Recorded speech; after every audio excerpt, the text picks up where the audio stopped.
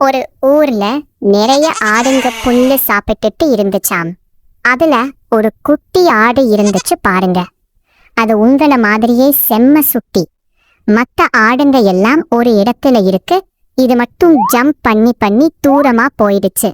நல்லா ஜாலியான பச்சை புல்லு கிணைச்ச உடனே சுத்தி யாரு இருக்காங்கன்னு கூட பார்க்காம அப்படியே சாப்பிட்டுட்டு இருந்துச்சு. திடீர்னு நிமிர்ந்து பார்த்தா ஐயையோ, மந்தைய காணோம். அப்போதான் புதருக்கு பின்னாடி இருந்து ஒரு பெரிய ஓநாய் வெளியே வந்துச்சு. நம்ம குட்டி ஆடுக்கு பயத்துல காலெல்லாம் நடுங்குது. ஆனா அது வெளியில காட்டிக்காம, ஓநாய் மாமா, ஓநாய் மாமா, நீங்க பாடுனா ரொம்ப அழகா இருக்கும்னு கேள்விப்பட்டிருக்கேன். நான் சாகிறதுக்கு முன்னாடி நீங்க பாடி நான் அதுக்கு டான்ஸ் ஆடணும்னு ஆசையா இருக்குன்னு சொல்லுச்சு. அந்த ஓநாய்க்கு ஒரே குஷி. நம்ம இவ்ளோ பெரிய சிங்கரா என்ன நினைச்சுக்கிட்டு கண்ணை மூடிட்டு ஓ ஓ ஓன்னு சத்தமா பாடிச்சு பாருங்க.